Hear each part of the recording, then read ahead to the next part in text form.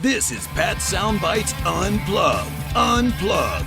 The podcast where all the artists go to tell it as it is. Careers, music, tours, and more. And here's your host, the man that refuses to eat squid, Pat Calamari.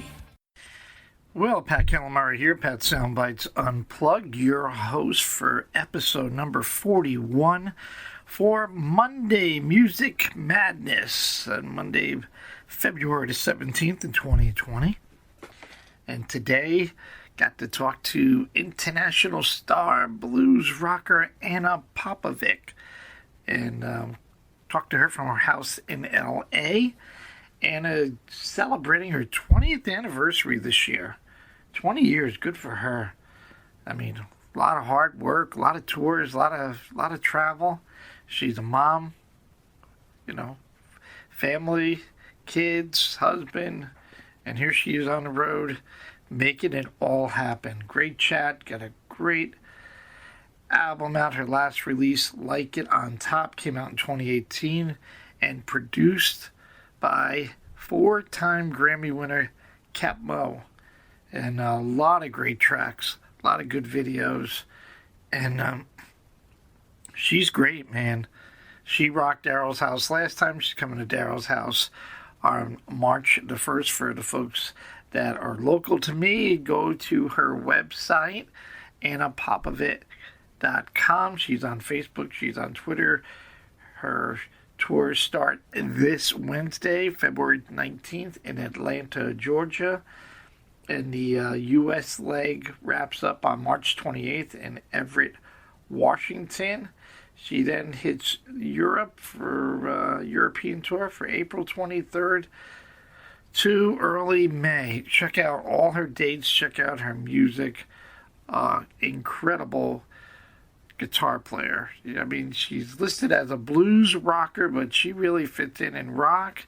She fits in jazz. She fits in funk and soul. She's got it all covered on. So, an awesome chat with Anna. Please support her and buy her music. And she's got, as she mentioned, for her 20th anniversary, Fender is creating an Ana Popovic signature guitar. So cool for her on that.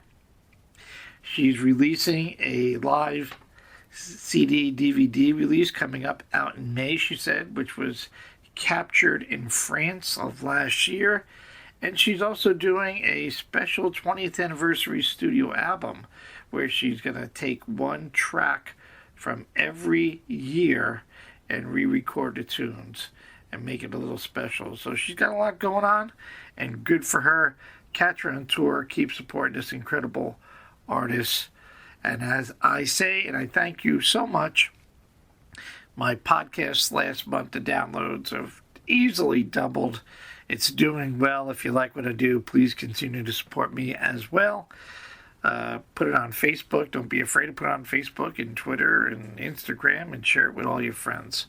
I really appreciate it. I'm having a time of my life supporting these artists and sharing their great chats and their great music and what's coming up for them with you guys out there. So thank you. As I always say, have a great week and live, love, and laugh a lot, because life is way too short. Enjoy my chat with the wonderful Ana Popovic. Hi, I'm Ana Popovic, and you're listening to Pat Soundbites Unplugged podcast. So stay tuned and turn it up. WBXO Classic Rock Redefined in conjunction with Pat Soundbites Unplugged podcast. Very excited to be speaking with an international star today. She is an award-winning singer, songwriter, phenomenal blues rocking guitarist, Miss Ana Popovic. How are you, Anna? And welcome to our show today. Thank you so much. Thank you for calling, and I'm great. I can't wait to be back. Excellent. Well, Anna will be kicking off her 2020 tour as she celebrates her 20th anniversary, which begins this Wednesday in Atlanta. She's returning here locally at Daryl's House Club on Sunday, March the 1st. I can tell you, Anna, all reserved table seating is already sold out. We love you up here. Limited tickets are available. I encourage all the listeners to get their tickets today. They don't want to miss the show. Call 845 289-0185 or darylshouseclub.com. Well, first and foremost, Anna, congratulations on this remarkable milestone of 20 years.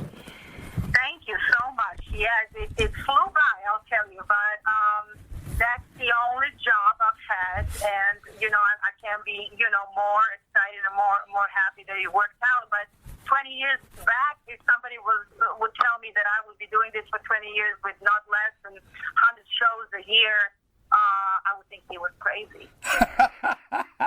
Well, it's all good. We love your music, and we're glad that you gave up, graphic design, and formed your band and said, we're going to give this a try, and look what happened. Anna, when you reflect back to the beginning, when you were playing in the bars where it all started in your home country of Serbia, and to see where you are today as an established and incredible musician, what can you say you're most proud of?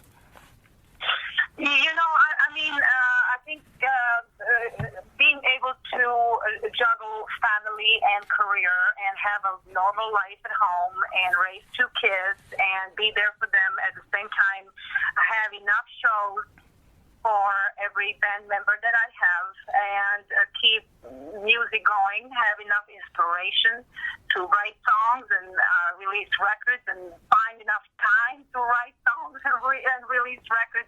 I mean, that whole thing is in place for me. I gotta really be happy with my personal life in order to be able to function and lead a band and find time for my inspiration.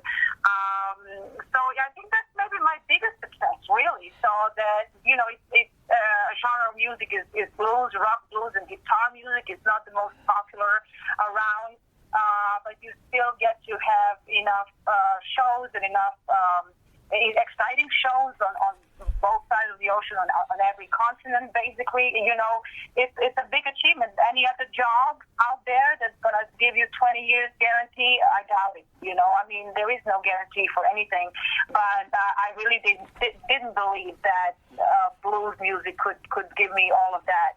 And it's a wonderful surprise, for me. I'm enjoying every year. Well, good for you. And that was one of my questions was, you toured in 5 continents, thousands of shows, constantly on the road. And as you said, you're a wife, you're a mom. And one of my questions was, how do you balance the music and, obviously the important obligation of familyhood and raising your children? And you're able to manage that rather well. You must have a great support system with your husband and other families, and then continue to do what you love to do, which is excellent. So congratulations on all of that. My goodness. Thank you. Yeah, for every woman, and I'm trying to, every record that I make and every interview, I like to inspire women to do music but really the partner and choosing your partner and having that support is crucial, as just as much as having support from your fans and from your management, or because basically you need to make it work, and alone you can't. So it's really important to have a support from your male colleagues or your band members or from your partner at home. I think one of the most important things that we learned early in the business is that, a shorter tour is the way to go. There's so many musicians that I talk to, male or female, they say, I'm doing this huge tour and I'm broke at the end of the day. It's like they have a drive from Florida, freaking Nebraska or whatever. And, saying no more often would be my, that's what really made me realize that you need to create time for your family. You need to create time for you being creative, for your writing, for your inspiration, for yourself, for recordings, in order, to be there for the fans too and to play. So, we always had 120 shows max. Well, last year that didn't work. That went way overboard to about 160 shows. But usually for 20 years I had that sort of a plan that is, I'm not going to go over 120 shows so that I can have time to just lead a normal life. Right. And get some inspiration and also have time to put into my music and making music. And I still, with that, I did record every 2 years. because you just need time for making good records. You can't just rush the studio time, and that was kind of that was my game plan. Everybody is different, but yeah, that's how we did. Yeah, no, and yes, absolutely family first, and I totally agree.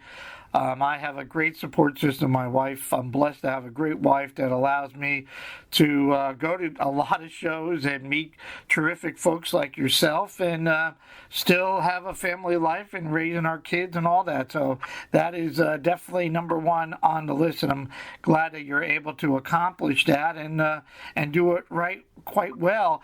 I read your dad, taking you back a little bit in the early days, I read your dad is your father's an accomplished guitar and bass player, and often he invited friends over to the house for like nightly jam sessions. So pretty much this was the environment that you were used to, right? And probably how you got the music bug. Yeah, that's really from a very early age. I would just listen to them jam till late at night. And by the way, he still does that. We're not home, but he still invites friends over and has jam sessions till Excellent. Late at night. But that was how I grew up, and when we used to listen, he would encourage us to sing and get us around guitar and encourage us to sing blues songs, any song, way before we could understand any English. We were singing Albert James and Howlin' Wolf and B.B. King, Albert King, Albert Collins. Those were our heroes. We loved that. We loved that stuff. So that's how I grew up, and probably earlier than a lot of American, kids would get into blues. I was just that was the reason. We only listened to the American sound back home and on a daily basis and loud. And it was good music all day long. Nowadays I have so much music on the road, and when I come back, I don't listen to a whole lot of music, and I think that's a shame because I grew up because he was a fan. He's just a blues fan. He Right. never played live or anything. Then music was filled. Our home was filled with music all day long. Basically. But in 2015, you got a chance to record an album with your dad, Blue Room, a collection of music upon which you grew up with Jimmy Reed, John Lee Hooker, John Lennon, and others. And it says here your dad taught himself to speak English by listening to the classic blues album. So how cool was that? Good for you that you were able to sit down with Dad and create a really cool album that you'll have forever and your children will have forever. I think that's magnificent. That was the idea behind the record. Obviously, a lot of my fans would ask me the same question: how did I get into music? So those were the songs we used to jam, and there's so many more, of course. But I really wanted to capture us enjoying music just from the sake of my kids and their kids. This is how we used to sound, and basically it came out for Father's Day. And lots of musicians and my colleagues have the exact same story. If you ask any of them, Kenny Wayne Shepherd or Johnny Lang or whoever, they're always the younger generation. They got the blues from their fathers, and I thought it was sort of a tribute, record to all of them who inspired the younger generation to do it. But I really enjoyed that 2 weeks. I asked him to choose his favorite producer and his rhythm section, and he chose Jim Gaines, and he chose the first rhythm section that I used in Memphis. He wanted that Memphis sound, and we just did that in Tennessee and spent 2 weeks together recalling, revoking those moments and those early days and those songs. It was just a joy for us to get together and do that. Oh, my goodness. Yeah, I could just picture the smile on his face to be in the studio and actually doing this and getting it done and putting out a terrific album. Good for you. That is really cool. That's great stuff. Let's switch gears and talk about some of your recognitions and accomplishments. I mean, Best Contemporary Blues Album, Unconditional, 2012 Best Contemporary Blues Female Artist, Best DVD for the Blues Music Awards. I mean, nearly all of your albums have reached the top of the Billboard Blues charts. Congratulations on all that. You've been on all kinds of guitar magazines, first cover of the American Blues magazine, Vintage Guitar, Guitar Player. I mean, my goodness, hard work pays off, Anna, right, as they say?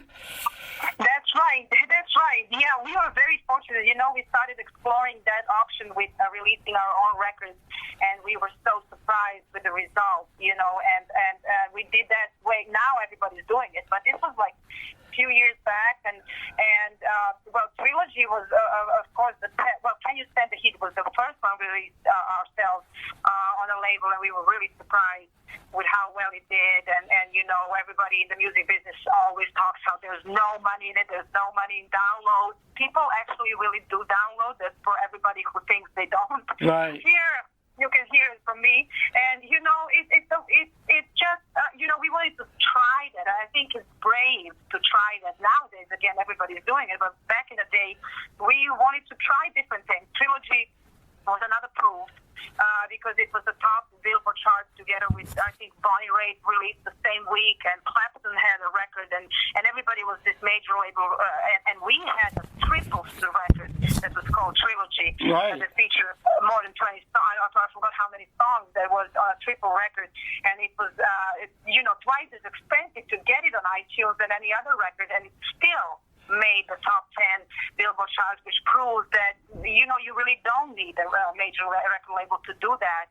And, you know, if your fans believe it's a high-quality product, they're going to buy it regardless of the price. And, I mean, we just try to check out different things. We try to just for our own sake, just try out different things. And I think that's something that I was never afraid of that. So, yeah, you know, that we keep on releasing our records, and they are doing good. And,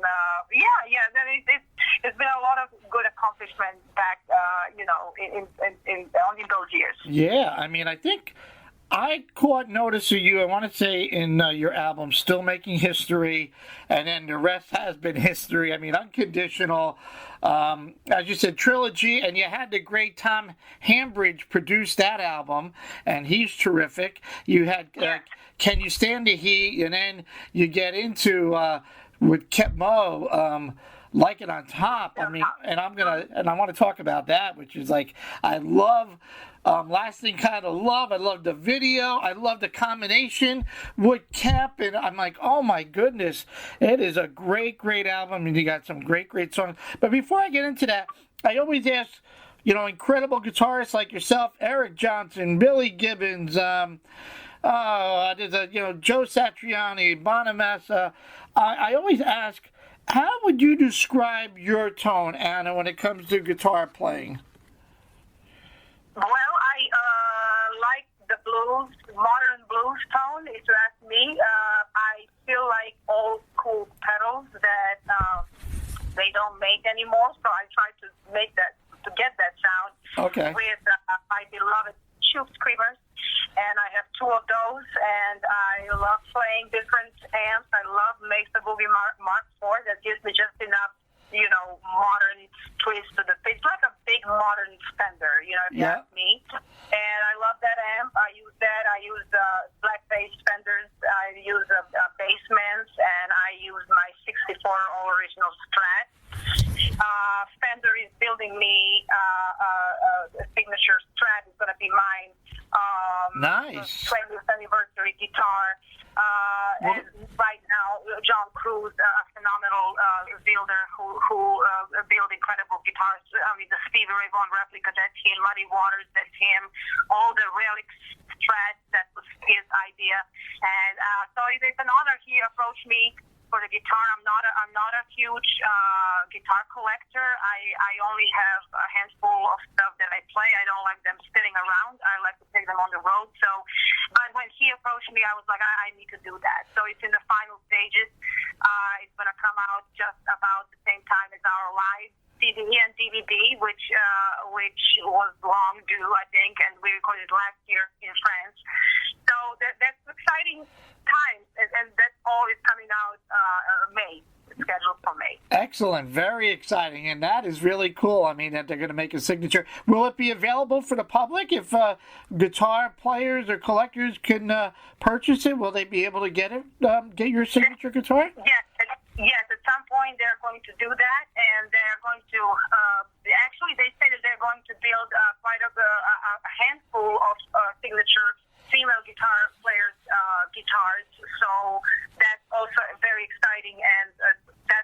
be one of those for sure. But yeah, they're going to announce that at some point. But that is just a wonderful, wonderful news. So. Wow, that is great, and we're looking forward to the live CD DVD, which you just mentioned comes out in May, captured in France last year. And I do see here also you're re-recording tunes on a special 20th anniversary studio album where you're going to grab one track for every year. Boy, with such a large catalog of music, is that going to be quite a little bit of a challenge for you to grab one from each one of your awesome albums? It is going to be a challenge, that's for sure. And there's a few ways to approach that. I think I'm going to just go with what my heart tells me and what just, in my opinion, is the most quality as far as lyrics and, I guess the song, the chord progressions, and of course the one that has the most nicest possibility to relive it again with this group of people, with my band. It's a phenomenal band, and I want to give those songs a second life. To something that really inspires us still to search and make a better version of that. But I have already ideas about it, but yes, it's going to be a song for each year. So it's going to be exciting. I'm sure whatever you pick, we're going to love, and we love your music. And I got to get back to Like It on Top. Oh, my goodness. The release opened at number 2 on iTunes, downloaded on a U.S. Blues album, peaked at number 2 on Billboard Top Selling Blues album, recorded in Nashville, and produced by 4-time Grammy winner Kep Mo. You got Kenny Wayne Shepherd, you got Robin Ford and Kep as well. I mean, we all love Kep for all his music and everything he does. I just never really knew that he was such a great album producer. And I see in 2001 he was credited as a producer of the Best Country album back in 2001, doing a Hank Williams thing. So how cool was it to work with him on that type of level? Yeah, it was wonderful, and it started with writing together at my home in California. And he's born in LA, so here you could feel his excitement to be back in his hometown. So we actually, we did writing in 1 week, actually 1 week time. Wow. We freed our busy schedule, and he came over. He stayed at our home, and he was our guest, and we just enjoyed spending time with him. And we worked really hard. We wrote, we were writing from 9 in the morning through 5 or 6 in the evening, and just basically kind of met the halfway. We are very different as far as the artists, as far as writers, but also as far as stage performance and music. But we enjoyed meeting halfway and creating something that was a little different for him and for me. And I love to make records that are different than anything I've done before. That's been that's been how I was doing my stuff from the beginning. So Like It on Top is got this Nashville sort of a clean sound. It's got some funky stuff, and it's got some blues, some roots blues on it. That was different from Trilogy. Trilogy was very greasy, and it was funk and some blues and Memphis, pocket and New Orleans horns, and it was a kind of a combination of these three music meccas, and Like It on Top is more kind of a polished Nashville sound to it. But I think it was time for that because I haven't done that on any of the previous records, and Kevin was the right choice for that, and he got the crew together in Nashville. That's where we recorded. We wrote all the songs in Los Angeles, and I went to his studio and we recorded in Nashville. What a spectacular! I think we both learned lots about each other, the way we worked, and the way we worked was different, but we could easily meet halfway and create something new, for both of us. You guys hit it out of the park. It's a spectacular album. I love it. I love playing tracks of it. I love the video. There's a wonderful, kind, easy listening, Earth, Wind, and Fire, lasting kind of love. You guys just gel so well together. Like It on Top, featuring Kep and Robin Ford. Sexy Tonight with Kenny Wayne Shepherd. Got a funky sound, and then you got the funky attitude. I mean, I could listen to the album in my car all day long. It's very well done, and I congratulate you. And I look forward to, I would hope, you're going to throw a couple of tracks on your tour coming back here at Daryl's. I'm sure you're a little excited to rock Daryl's house again. great. It's always such a great place. Audience is amazing. So we're so happy to be back. We can't wait to see you. Anna coming back to Daryl's on Sunday, March 1st. For our listeners all over the world on my podcast, you can go to Anna's website and check out all the dates, not only in the U.S., but she's going to hit Europe as well and probably adding more dates to her list for 2020. Oh, yes. Yeah, they're being added as we speak, but it's going to be a very nice year, I think, and good shows, as I said, on both sides of the ocean. So we're going to have fun celebrating 20 years. It's an exciting year. A signature guitar, a live CD and DVD, a new 20th special anniversary studio album. Things are still rocking and rolling and heading to the top of the charts there for Anna, and we certainly applaud you for that. Before I let you go, I kind of want to ask, I've been asking this question for a little bit and trying to see what you think. What one song title of all your songs can best describe your 2 decades of your career? Oh my gosh, you're asking a tough question. There's so many. I mean, I like to go deep on different subjects, subject of politics and the subjects on environment and the subjects on love and family. And, it's really hard to choose one. Right, maybe there isn't one, but I like to just ask that to get you thinking. Sure. I mean, Still Making History was a deep song, that in all kinds of different aspects. Still Making History, I think, Shadow After Dark, about my, Serbian roots and about politics and about how your votes don't mean much. If you want to change the world, it's not that easy after all. So, there's so many things that just still keep resonating. There's quite a few songs on Like It on Top that is, female empowerment and more ladies up in the corner offices and more ladies leaders in all kinds of jobs that used to, be considered male jobs. I mean, every specific record has a specific thematic. Blind for Love, about the importance of the family and whole thing. So, I just kind of invite listeners to go back and listen to every record has a different inspiration, I would think, behind it. And it's all great music, and I certainly love a lot of your tracks from your fabulous catalog. And I thank you so much for your time. Again, I encourage everybody to go to your website and buy the album. Buy. Don't just download. She works very, very hard. None of this stealing and downloading. It's all BS. Buy, so she can keep supporting what she loves and supporting her wonderful family and touring and putting out great, great records. And I hope you enjoyed the chat as much as I have. I have, and thank you so much for calling. Can't wait to see everybody back at Daryl's house. Excellent. It doesn't get any better than this. Ana Popovic on WBXO. We are classic rock, and we're redefined.